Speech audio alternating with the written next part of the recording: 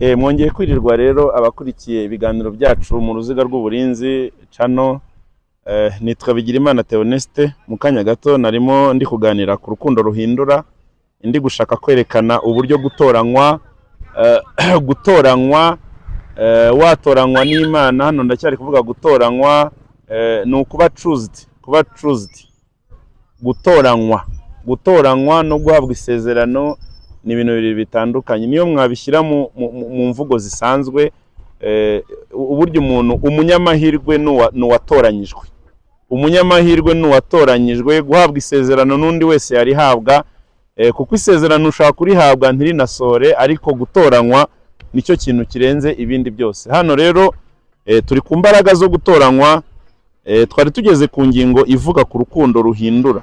Imana ikeneye umuntu ufite umutima.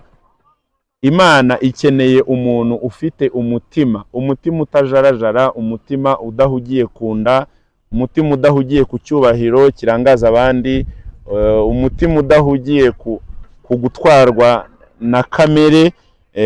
Uyu niwo mutima w'umuntu Imana ishaka. Uru rukundo rero nyiri kuvuga, nabumva urukundo mu buryo busanzwe ni murwumve, nirushaka kuba ari urukundo. Niyo mpamvu mwakomeje kumva mu biganiro bibanza narakomeje ndi meze nk'umuntu uri gukina amafilme, nkababwira backup mu rukundo, mukagira ngo ndimo ndabwira urubyiruko gusa. Ariko urukundo, impamvu umuntu avuga ngo uragenda gake ukitonda, kuko ibigutwara ushobora gutwarwa ugatwarwa nabi. Hari n'abantu agatwarwa avuga ko ari mu Mana, yarangiza akajya arota ijoro n'amanywa, rwose akanatanga n'ubuhanuzi, bimwe bigakunda ibindi ntibikunde, akabyitirira Imana. Niyo mpamvu bavuga ngo cunga cyane izamu ryawe, urigenzure cyane. Nuganirizwa, turaza kugera kuri icyo kiganiro ejo tuzagikoraho. Nuganirizwa umenye neza ngo ni Imana iri kunganiriza koko. Tuzabiganiraho ukuntu abantu benshi bajya hariya bakerekwa bakavuga ngo ni Imana ngo yabivuze, kandi nyamara ari ibintu bari kwitekerereza bisanzwe. Rero ibintu nzakomeza kubisobanura mu buryo bw'ubwenge. Niyo mpamvu ndimo ndasobanura, tugomba kubisobanura mu buryo bw'umwuka no mu buryo bw'ubwenge, tukabitandukanya. Umuntu rero ntaze kuza ngo arote ibintu bimubamo narangiza avuge ngo ni Imana yamvugishije. Oya, aha rero tukiri kuvuga urukundo, niyo yaba ni mu mvugo isanzwe nabishyize mu bajene bakundana. Ugize amahirwe wabona umuntu ugutoranya akavuga ngo uriya niwe shaka, mu buryo busanzwe na cameraman ndi kumwe nawe arabiruzi, baramutse babwiye ngo waratoranyijwe, umukobwa runaka ukunda, wumvaga washaka kuzagira umugore wahazaza, ni wowe yatoranyije, nta wundi ashaka. Nekereza ko bitandukanye na wa wundi waguhaye isezerano, kuko wagutoranyije afite ibimenyetso birenga kimwe bituma gutoranya. Ibyo bintu, hari ibintu byatumye gutoranya. Ibyo bintu byatumye gutoranya rero nibyo ndimo ndavuga hano. Aha ngaha turimo turavuga rero ku urukundo rufite imbaraga. Uru rukundo rero ruhindura ni urukundo rero twabonye rurimo ibice bine. Rurimo attraction, rurimo intimite, rurimo engagement. Nanze kuvuga mu Cyongereza intimity, engagement, hari na sacrifice cyangwa se ibitambo, sacrifices. Ibi bitambo rero, uru rukundo nasobanuye, nakomeza nasobanura ngo ikintu cya mbere cyitwa ngo attraction ni uburyo mugenzi wawe agukurura. Ese Imana igidukurura? Ese Imana turayirota ijoro n'amanywa? Ese umwanya tumara turi muri business zacu? Ese umwanya tumara abajene muri mu rukundo, muri gutereta abakobwa mukundana nabo, abakobwa nabo bari guteretana n'abahungu bakundana? Ese uwo mwanya ujye ubona amasaha umara kuri telefone, ukamara amasaha 2-3 urimo uraganira amagambo ugenda uyasubiramo wumva biryoshye?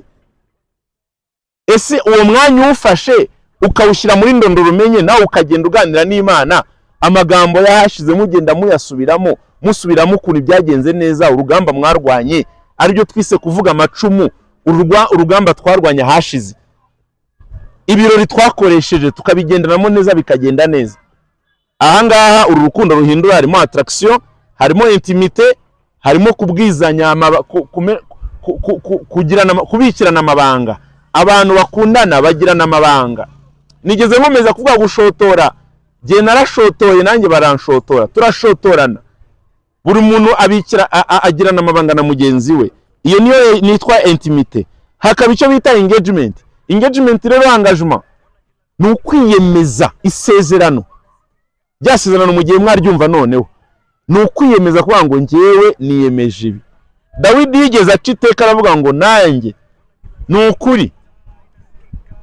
ukuri ineza n'imbabazi bizanyomaho iminsi yose, nanjye nzaba mu nzu y'Uwiteka iminsi yose yo kubaho kwanjye. Nanjye nzaba mu nzu y'Uwiteka iminsi yose yo kubaho kwanjye, kubera ko nafashijwe, natwawe, naryohewe. Aka kantu rero niko kitwa engagement. Dawidi yararyohewe, amaze kuryoherwa arabigaragaza. Arangije agera ahantu atanga n'ibitambo, aravuga ati jewe niyemeje gukorera Imana nta bindi. Igitambo cya mbere yatanze n'icyubahiro. Dawidi ngo yaratambye, mujya mubyumva, agatambira Imana. Arangije agera naho noneho umukenyero wivanaho, yambara ubusa, reka tubyite gutyo. Niba ari yambaye na mucikopa, niba ari yambaye, ariko yarambaye ubusa nyine kubera kwiterera hejuru, ari kunezererwa Imana. Kandi uwo muntu ni umugabo w'ikirenga, uwo muntu ni umwami. Aka kantu rero nagira ngo tugasobanure neza. Iri tegeko rero rya attraction niryo rishimangira igihango n'imbaraga z'ibitangaza. Igihango hano muraza kumva contract, harimo ibintu cyitwa contract. Igihango nakomeje kukivuga, nakomeje kuvuga iyi mvugo ikomeza kuvugwa mu buryo bwa gakondo. Ukumva ngo umuntu kanaka ngo yagiranye igihango na kanaka.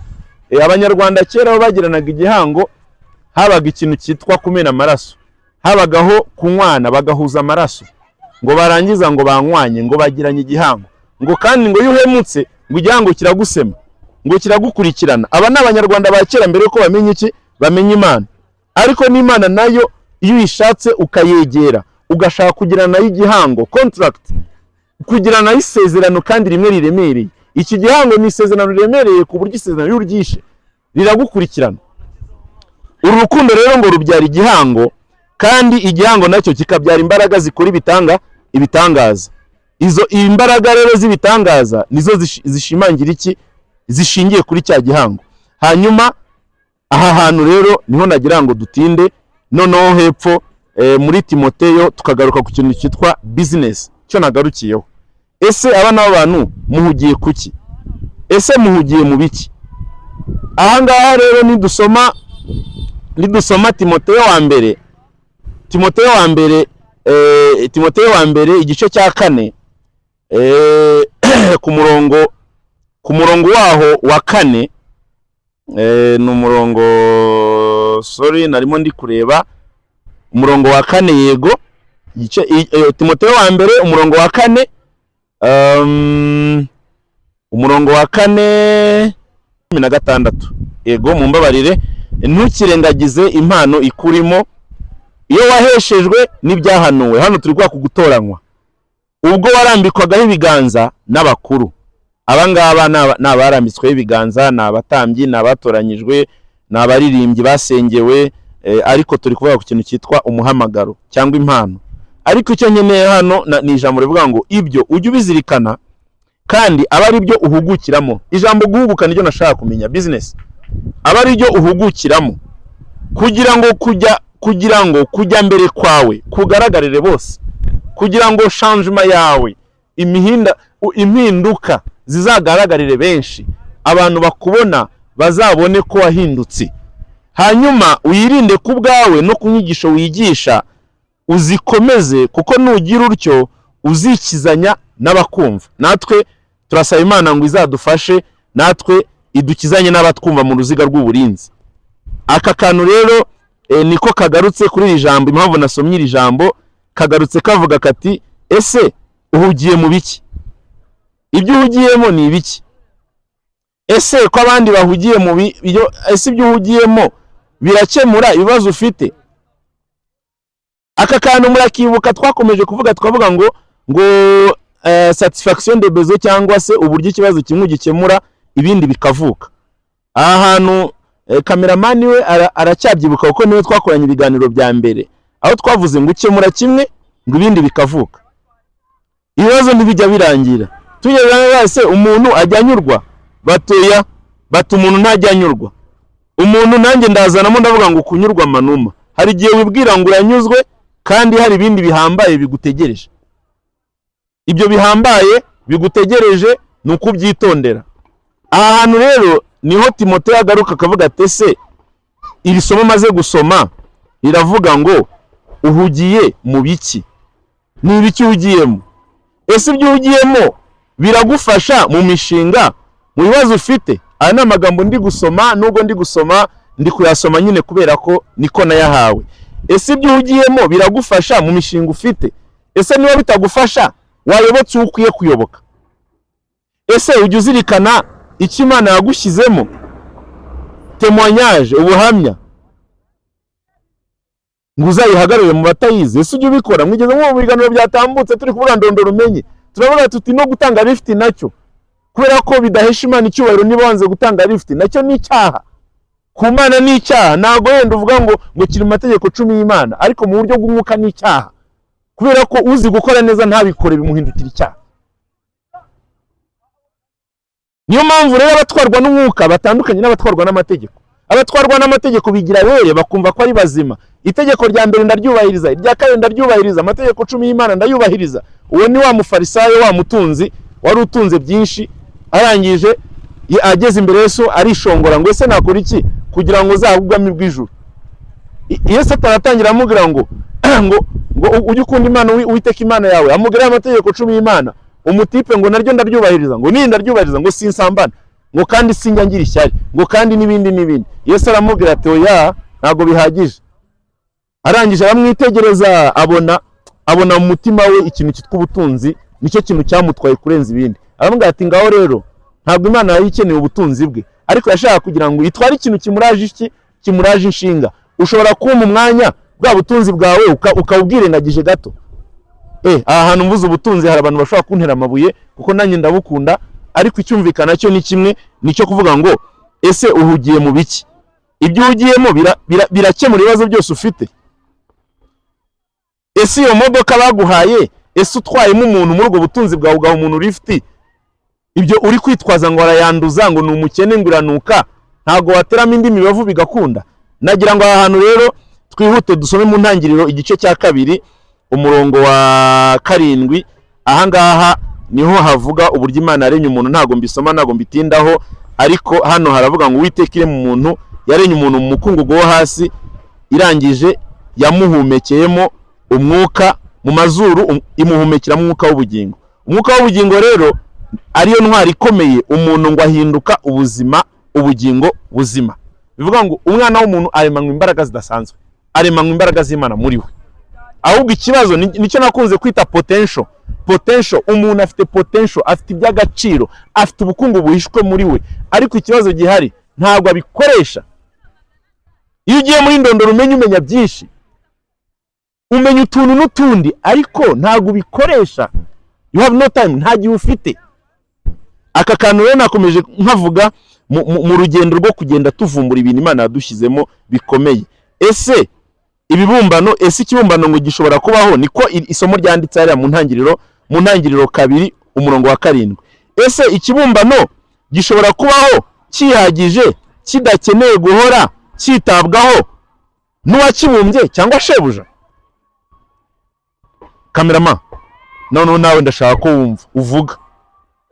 Yego rwose, ikibumbano gishobora kubaho kidakeneye care, kidakeneye kwitabwaho n'umubumbyi wakibumbye ngo ajya areba niba kitabumutse, niba hari ahantu kitatangiye kumenekaho ngo yongera gisanure. Ese byashoboka? Icyo rero cyazana urubobi, cyanameneka, cyaba cyataye iki agaciro. Umwana w'umuntu rero akeneye umubumbyi, akeneye umuremyi kugira ngo ahora amukiyaringa, amwitaho, amuha care. Rero aha ngaha mise ninjira rero mu cyo bita amahishurirwa. Muri iki gice rwose ngiye guhita ninjira mu cyo bita amahishurirwa. Ahari nabanza nkarekeraho kugira ngo aya mahishurirwa muze muyumve neza. Aka kantu karacyavuga ku kintu cyitwa gushotorana n'Imana. Ndacyari kubabwira bantu banjye, ndacyari kubabwira ikintu cyitwa gushotorana. Gushotorana no gushotorana bakagushotora, ariko hano no gushotorana mu buryo muri positive.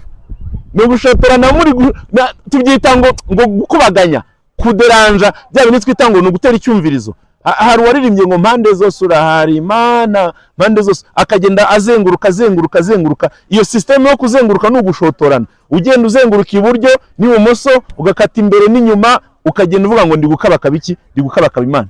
Ibyo byitwa ubushotoranye. Uri gushotora imbaraga z'umwuka wera, uri gushotora imbaraga z'Imana kugira ngo Imana imanuke ahantu uri. Rero numva abakurikiye ibiganiro byacu by'uruziga rw'uburinzi, ndabarari iki kiganiro gikomeye, ngiye kubabwira uburyo nanjye ngira ofisi, abafite ama office murabizi, kugira ngo umuntu ugere kuri fayiro ye, hari uburyo bibikwa, hari uburyo amafayiro cyangwa amadosiye y'abantu cyangwa se ibibazo by'abantu bijya bibikwa neza.